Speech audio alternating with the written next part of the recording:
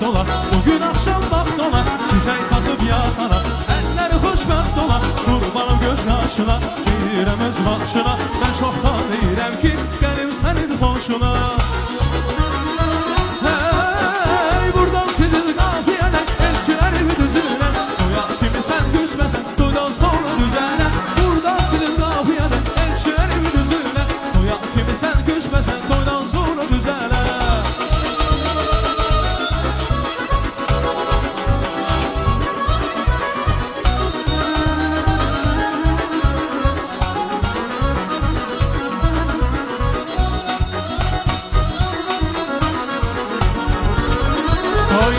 Söhbət açım ilk baharımdan, rəğmən ilə bir də keçim özdü yanımdan.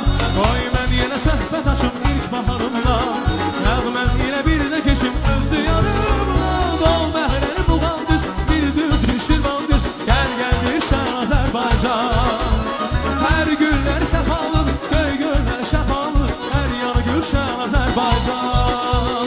Mehribanım mehriban, gül oyna, çal oyna, mehribanım mehriban, yaxşı olan qəşəng qız çal oyna, qəşəng olan gözəl qızlar çal oyna, mehribanım mehriban, gül oyna, çal oyna. Baxdıqca doymuram gözəlliyindən, şirin nəğmə kimi sevimlisən sən, hər yerdə hər zaman deyəcəyəm. Sən mənim söhbətim, şərəfim, şöhrətim, tükəməz devlətim, əzizimsən. Bakı mənim söhbətim, şərəfim, şöhrətim, tükəməz devlətim, əzizimsən. Gözəl Bakı, gözəl Bakı.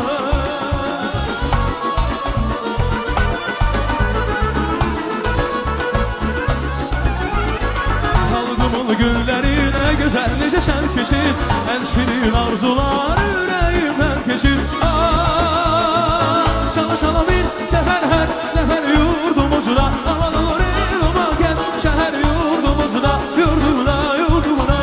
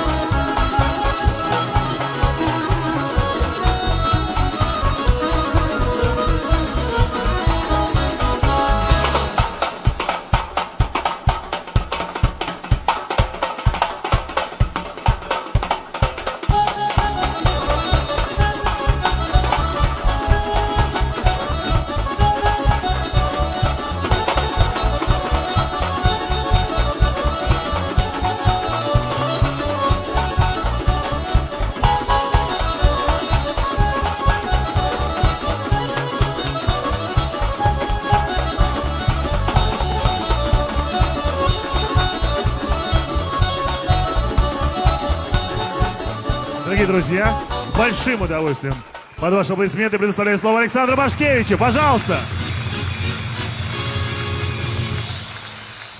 Дорогие друзья, вначале я расскажу одну историю в 2 словах. Государство издает почтовые